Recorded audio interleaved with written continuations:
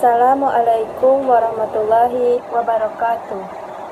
Perkenalkan, nama saya Hafzi Rizda Izati dengan NIM 2520085 dari PTIK 3C. Baiklah, di sini saya akan mencoba menjelaskan materi tentang memandikan dan mengkafani jenazah, di mana tugas ini saya buat untuk memenuhi tugas akhir pada mata perkuliahan bimbingan ibadah.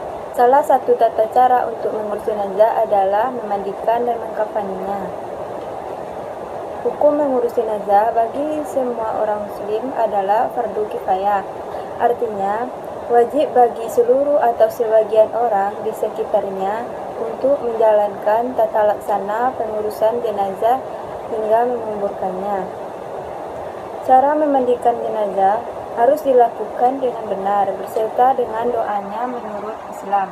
Setelah jenazah dimandikan, wajib juga dikafani dan disolatkan sesuai syariat. Yang pertama, kita akan mencoba membahas tentang memandikan jenazah. Alat yang perlu kita persiapkan untuk memandikan jenazah.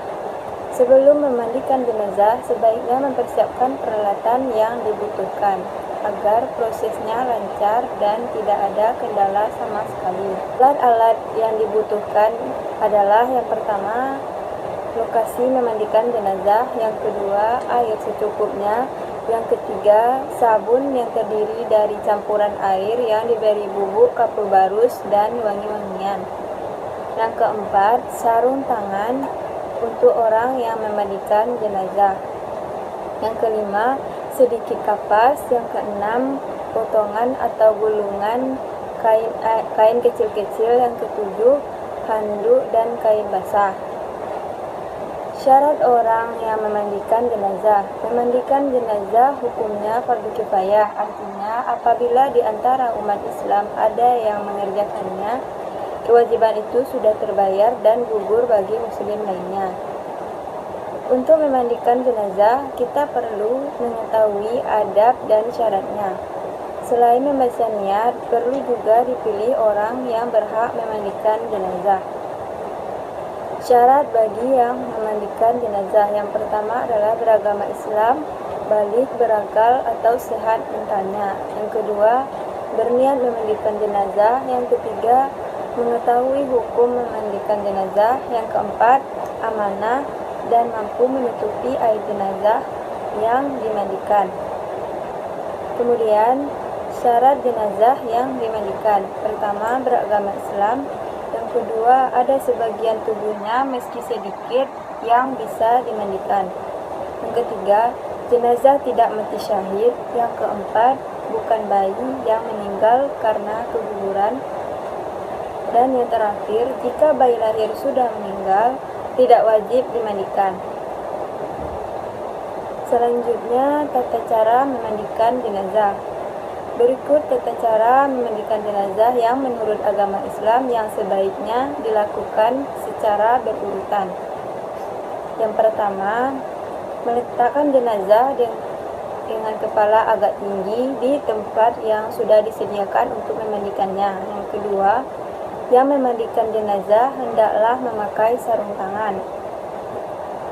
Yang ketiga, ambil kain penutup dari jenazah dan ganti dengan kain basahan agar auratnya tidak terlihat. Yang keempat, setelah itu bersihkan giginya, lubang hidung, lubang telinga, celah ketiaknya, celah jari tangan dan kaki serta rambutnya. Yang kelima, bersihkan kotoran jenazah baik yang keluar dari depan maupun dari belakang terlebih dahulu. Caranya, tekan perut perlahan-lahan agar apa yang ada di dalam perutnya keluar. Yang keenam, siram atau basuh seluruh anggota tubuh jenazah dengan air sabun. Yang ketujuh, kemudian siram dengan air yang bersih sambil berniat sesuai dengan jenis kelamin jenazah. Niat memandikan jenazah perempuan. Nawaitu ghusla adaan hazihil maitati lillahi ta'ala. Sedangkan niat untuk memandikan jenazah laki-laki. Nawaitu ghusla adaan hazal maiti lillahi ta'ala. Yang kedelapan, siram atau basuh dari kepala hingga ujung kaki dengan bersih. Siram sebelah kanan dan kiri masing-masing 3 kali. Memiringkan jenazah ke kiri, basuh bagian lambung kanan sebelah belakang. Yang ke-10, memiringkan jenazah ke kanan, basuh bagian lambung kirinya sebelah kanan. Yang ke-11, siram lagi dengan air bersih dari kepala hingga ujung kaki. Yang ke-12, setelah itu siram dengan air kapur barus. Yang ke-13, jenazah kemudian diwudukan seperti orang yang berwudu sebelum sholat. Yang ke-14, perlakukan jenazah dengan lembut saat membalik dan menggosok anggota tubuhnya. Yang ke-15, jika keluar dari jenazah itu najis setelah dimandikan dan mengenai badannya, wajib dibuang dan dimandikan kembali. Jika keluar najis setelah di atas kafan, tidak perlu diulangi mandinya. Cukup hanya membuang najis tersebut.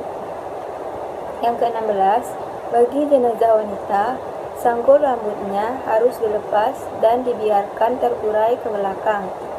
Setelah disiram dan dibersihkan, lalu dikeringkan dengan handuk dan dikepang. Yang ke-17, keringkan tubuh jenazah setelah dimandikan dengan handuk sehingga tidak membasahi kain kafannya. Yang ke-18, selesai memandikan jenazah, berilah wangi-wangian yang tidak mengandung alkohol sebelum dikafani. Biasanya menggunakan air kapur barus. Selanjutnya, kita akan membahas materi yang kedua, yaitu hukum mengkafani jenazah. Sebagaimana memandikan jenazah, sudah ada tata cara mengkafani jenazah dan ketentuan yang sudah berlaku dari Rasulullah SAW. Dalilnya adalah hadis yang diriwayatkan Abdullah bin Abbas radhiyallahu anhu tentang orang yang meninggal karena jatuh dari untanya. Di dalam hadis tersebut, Nabi Muhammad SAW bersabda, "Mandikanlah ia dengan air dan daun bidara, dan kafanilah ia dengan 2 lapis kain." Sementara hukum yang selain itu adalah sunnah. Hal ini berdasarkan hadis Rasulullah SAW yang pernah bersabda, "Apabila salah seorang di antara kalian mengkafani saudaranya, maka hendaklah memperbagus kafannya." Tata cara mengkafani jenazah. Yang pertama adalah cara mengkafani jenazah laki-laki. Yang pertama, siapkan tali-tali pengikat kain kafan secukupnya. Letakkan secara vertikal tepat di bawah kain kafan yang akan menjadi lapis pertama. Bentangkan kain kafan lapis pertama yang sudah dipotong sesuai ukuran jenazah. Beri wewangian pada kain kafan lapis pertama. Bentangkan kain kafan lapis kedua yang sudah dipotong sesuai dengan ukuran jenazah. Beri wewangian pada kain kafan lapis kedua. Bentangkan kain kafan lapis ketiga yang sudah dipotong sesuai ukuran jenazah. Beri wewangian pada kain kafan lapis ketiga. Letakkan jenazah di tengah-tengah kain kafan lapis ketiga. Tutup dengan kain lapis ketiga dari sisi kiri ke kanan, kemudian kain dari sisi kanan ke kiri. Tutup dengan kain lapis kedua dari sisi kiri ke kanan, kemudian dari kain lapis kanan ke kiri. Tutup dengan kain lapis pertama dari sisi kiri ke kanan, kemudian kain dari sisi kanan ke kiri. Ikat dengan tali pengikat yang sudah disediakan. Yang kedua, cara mengkafani jenazah perempuan, yaitu bentangkan 2 lembar kain kafan yang sudah dipotong sesuai ukuran jenazah. Kemudian letakkan kain sarung tepat pada badan antara pusar dan kedua lututnya. Persiapkan baju gamis dan kerudung di tempatnya. Selanjutnya, sediakan 3-5 utas tali dan letakkan di paling bawah kain kafan. Sediakan kapas yang sudah diberi wangi-wangian yang nantinya diletakkan pada anggota badan tertentu. Kemudian, setelah kain kafan siap, lalu angkat dan baringkan jenazah di atas kain kafan. Letakkan kapas yang sudah diberi wangi-wangian tadi ke tempat anggota tubuh seperti hanya pada jenazah laki-laki. Selimutkan kain sarung pada badan jenazah antara pusar dan kedua lutut. Pasangkan baju gamis berikut kain dan kerudung. Untuk yang rambutnya panjang bisa dikepang menjadi 2 atau 3 dan diletakkan di atas baju gamis di bagian dada. Selimutkan kain kafan selembar demi selembar, mulai dari lapis atas sampai paling bawah. Setelah itu, ikat dengan beberapa utas tali yang tadinya telah kita sediakan untuk jenazah. Baiklah, sekian dulu penjelasan materi dari saya tentang memandikan dan mengkafani jenazah. Jika ada kesalahan baik itu dari perkataan atau perbuatan, saya mohon maaf. Saya akhiri dengan wabillahi taufiq wal hidayah. Wassalamualaikum warahmatullahi wabarakatuh.